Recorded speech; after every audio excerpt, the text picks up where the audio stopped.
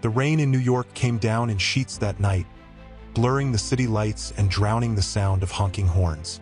Alex Carter sat alone in his small apartment, staring at the worn wooden box that had arrived 2 days earlier. No return address, just his name written in his father's handwriting. Samuel Carter had been dead for months. Alex had ignored the news at first. Why mourn a man who had abandoned him when he was 10 years old? But the box changed everything. Inside was a brittle map fragment, an old compass, and a note written in rushed scrawl. Alex, the relic must never fall into the wrong hands. Trust no one. Follow the map. Father. Alex rubbed the bridge of his nose, torn between anger and curiosity. He'd spent his adult life trying to forget Samuel. Yet here he was, dragged back into his father's shadow. The map fragment was incomplete. A set of coordinates led to Montana, deep within the Absaroka Mountains. He'd planned to leave in the morning, until the knock came at his door. "Open up, Alex. It's been too long." The voice made his chest tighten. Jake Carter, his cousin, the last person he wanted to see. Alex opened the door to find Jake grinning, leather jacket soaked from the rain, whiskey on his breath.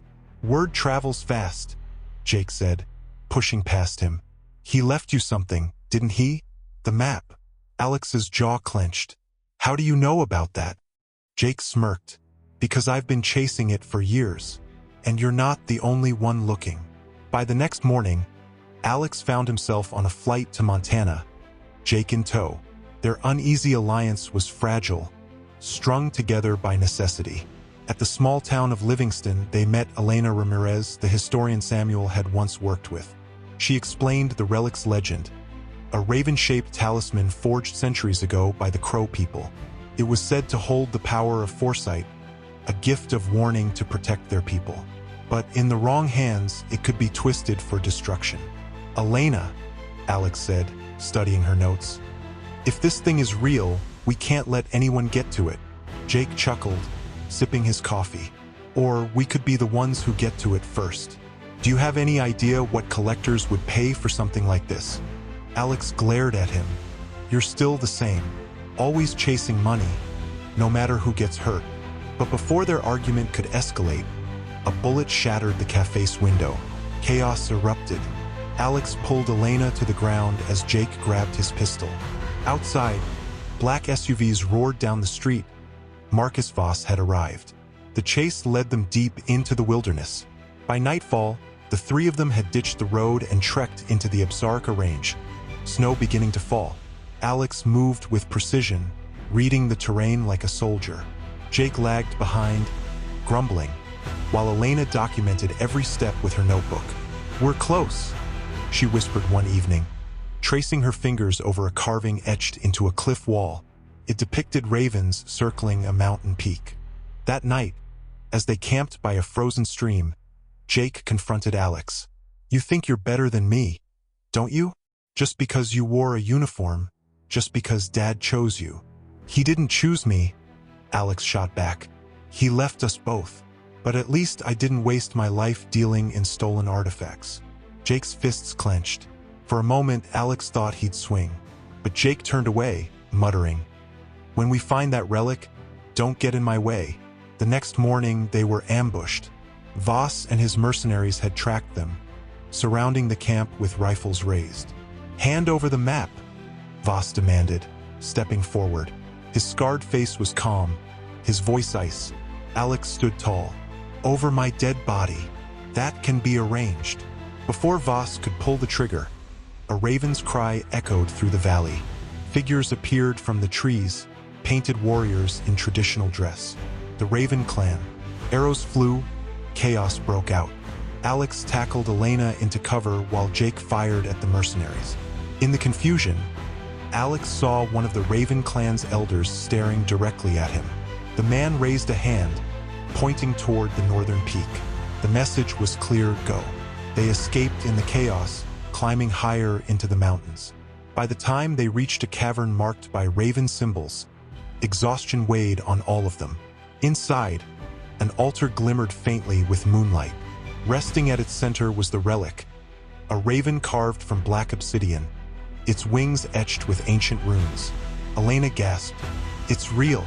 Alex approached slowly, but before he could touch it, Jake shoved him aside. "This is it. Our ticket out of here." "Jake, don't," Alex warned. "It doesn't belong to us." Jake raised his pistol, pointing it at Alex.